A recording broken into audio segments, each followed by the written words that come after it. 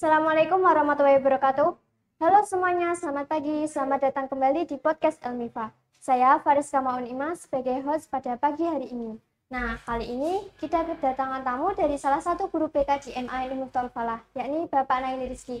Halo Pak Rizky, selamat pagi. Selamat pagi. Pak, bagaimana Pak kabarnya pada pagi hari ini? Alhamdulillah sehat. Mbaknya gimana? Alhamdulillah saya sehat Pak. Pak, dalam sekolah ini kan biasanya kan ada beberapa prinsip nih Pak. Menurut Bapak nih, bagaimana sih Pak prinsip madrasah ramah anak dalam pendidikan? Bagaimana Pak prinsipnya? Madrasah ramah anak ini menciptakan madrasah yang aman, nyaman, dan tertib. Nah, jadi siswa kalau menurut penafsiran saya, siswa ini merasa aman dan nyaman di madrasah. Nah, dengan adanya rasa aman nyaman ini menggugah semangat dari siswa agar untuk belajar lebih giat dan tekun, seperti itu, Mbak. Oke. Nah, terus kan di jenjang MA ini itu kita kan sudah bukan ranahnya anak-anak lagi nih Pak.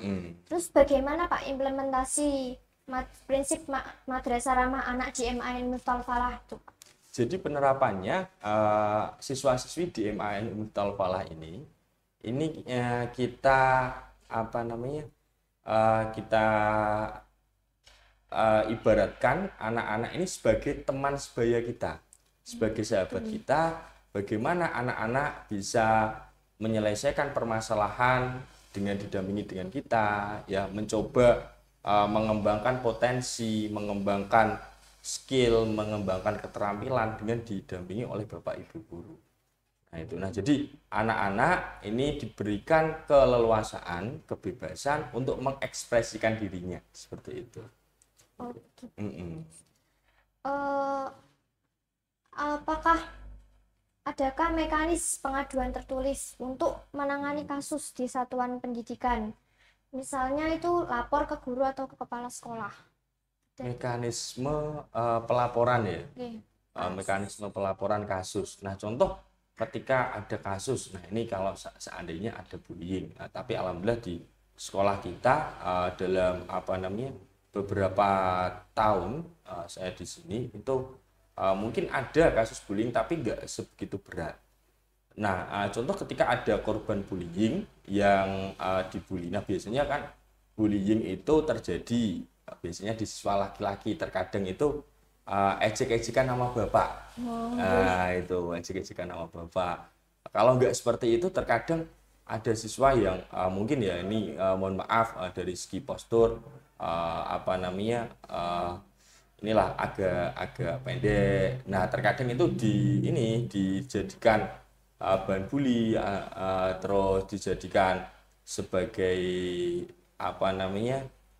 ejekan teman-temannya, seperti itu. Nah, tindakan yang kita lakukan, kita panggil dua anak itu, baik itu pelaku maupun korban, dan coba kita mediasi. Nah, kita mediasi agar apa? Agar korban ini, otomatis kan korban itu dari segi mental, nah biasanya kan kena, ya kan? Tapi alhamdulillah selama ini baik dari korban maupun pelaku, ya kan? Nah, ini tidak ada yang sampai seperti itu. Ya mungkin ejek-ejekan biasa ya, namanya anak-anak ya, kan kadang kan geluweh seperti itu, ya kan? Itu bercanda lah, gitu. Nah, kalau seumpama nih Pak, ada yang dibully, tapi si korban itu kayak takut buat mengakui gitu loh, takut kalau seumpama dilaporin nanti malah tambah dibully, itu gimana Pak? Jadi kita di sini program BK kita di awal masuk tahun pembelajaran itu kita biasanya nyebar angket. Nah, nyebar angket itu biasanya per anak satu lewat tulisan, media tulisan. Nah, kalau kita panggil satu-satu kan tidak mungkin. Nah, kita medianya lewat tulisan itu, ya kan? Ada beberapa pertanyaan, entah itu permasalahan baik pribadi maupun di dunia pendidikan di Miftahul Falah. Nah, dari situ, ya kan?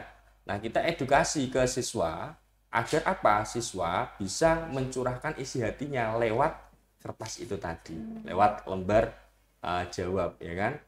Nah, dari lembar jawab itu ketika ada anak-anak yang memang menceritakan keluh kesah, nah dari BK nanti menindaklanjuti hasil dari aduan tersebut seperti itu. Nah, kadang kan ada anak yang minder, ya kan, kalau ketemu gurunya mau bilang apa, nah grogi. Nah, medianya seperti itu dari BK. Oh, begitu. Gitu, nggih.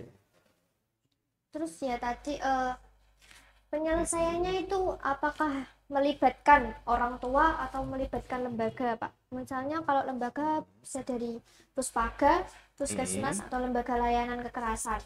Itu tergantung tingkat tingkat ini ya, Mbak ya. Tingkat pelanggarannya. Oke. Ya kan, tingkat pelanggarannya. Kalau mungkin pelanggaran itu dibilang masih biasa-biasa saja, bisa diselesaikan oleh BK, diselesaikan. Nah, biasanya kalau di sini tuh lewat wali kelas dulu, ya kan? Wali kelas nanti kalau tidak bisa nanti ke BK, BK nanti kalau tidak bisa melibatkan wakakesiswaan. Kalau memang permasalahan itu permasalahan yang berat yang harus melibatkan orang tua atau wali siswa, nah kita datangkan, kita kasih undangan, ya kan, untuk mencoba menyelesaikan permasalahan itu. Nah, tetapi kalau permasalahan di sini tidak ada yang sampai menyangkut lembaga-lembaga lain. Nah, contoh kayak lembaga perlindungan anak. Nah, itu kan biasanya kalau menyangkut hal-hal itu kan biasanya permasalahan yang yang terlalu berat seperti itu, yang tidak bisa dimediasi oleh guru maupun orang tua, biasanya seperti itu. Terus apakah ada mekanisme pengawasan peserta didik, Pak, selama peserta didik berada di satuan lingkup madrasah, kayak misal di kantin, di kelas, atau di mana? Nah, di sini itu ada guru piket, guru piket setiap hari ada, ya kan? Nah, jadi itu biasanya guru piket itu kalau nanti jam kosong dia masuk di kelas-kelas yang jamnya kosong, ya kan? Nah, tapi alhamdulillah kalau anak-anak di sini ini pada tertib semua, ya kan? Ke kantinnya itu pada jam istirahat, biasanya seperti itu. Jam istirahat, terus kalau memang sekiranya ada jam kosong, biasanya dikasih tugas dan anak-anak itu menyelesaikan tugas-tugas tersebut seperti itu. Nah, jadi memang di sini kita mencoba untuk menjunjung tinggi slogan, ya kan? Jadi slogan MA-MIFA itu kan disiplin biasa-biasa saja. Karena apa?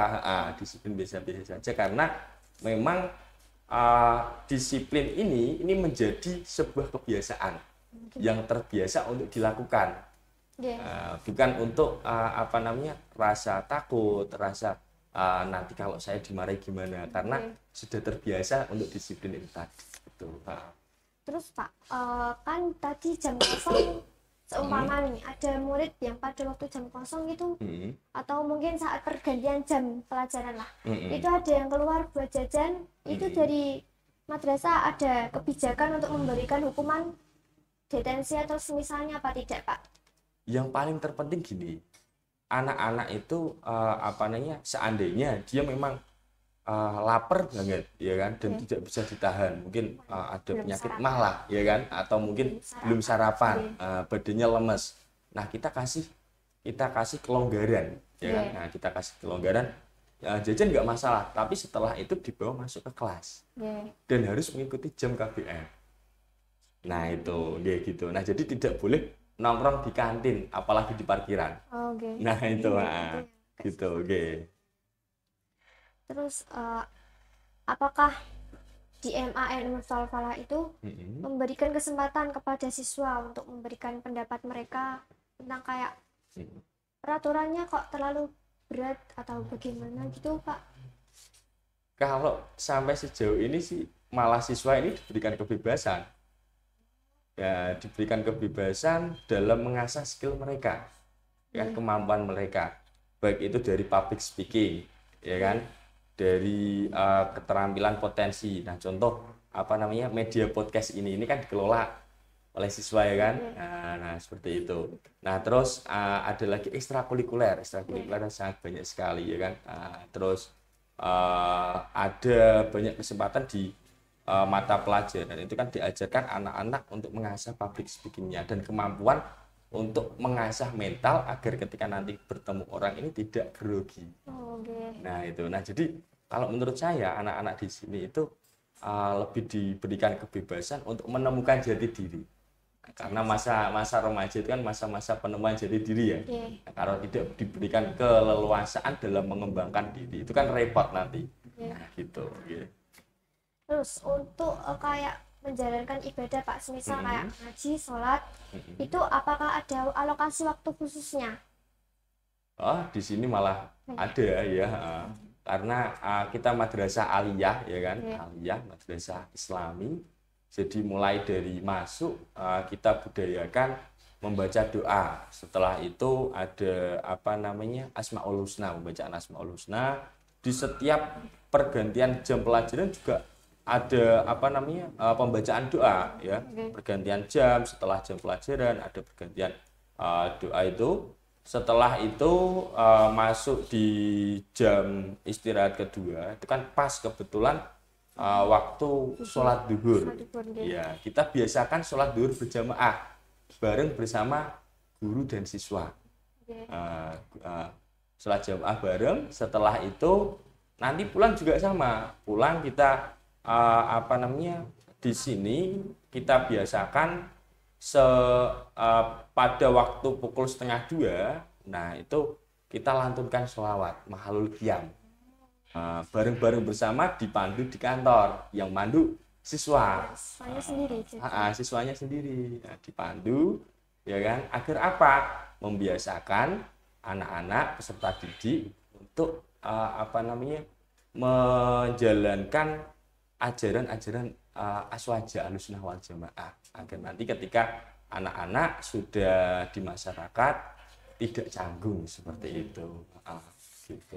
Jadi prinsip madrasah ramah anak itu berarti kita menjadikan sekolah itu menjadi aman, nyaman, tertib gitu ya Pak. Tertib, gitu. Itu juga bisa jadi wadah untuk bagi para siswa untuk mencari jati dirinya, begitu ya Pak. Iya, tentu itu. Nah, makanya teman-teman semua mungkin ini yang MTS atau SMP, nah nanti jangan lupa gabung bersama kami juga, karena di sini anak-anaknya ini sangat ramah-ramah ya kan, sangat cerdas-cerdas dan punya ide kreativitas yang tinggi ya kan. Ya karena yang mengelola media podcast ini ya juga langsung dari anak-anak, yang video itu di belakang kamera juga anak-anak semua itu ya. Nah, itu. Nah Pak, mungkin cukup itu saja Pak yang bisa kita bahas di pagi hari ini. Pada Pak Rizky saya ucapkan terima kasih karena telah bersedia meluangkan waktunya untuk diwawancarai. Saya tunggu Pak di kesempatan berikutnya. Siap, ya sama-sama.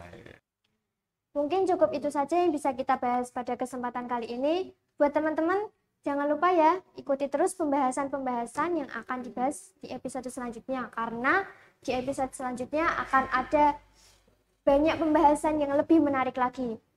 Jangan lupa buat tekan tombol like, share sebanyak-banyaknya.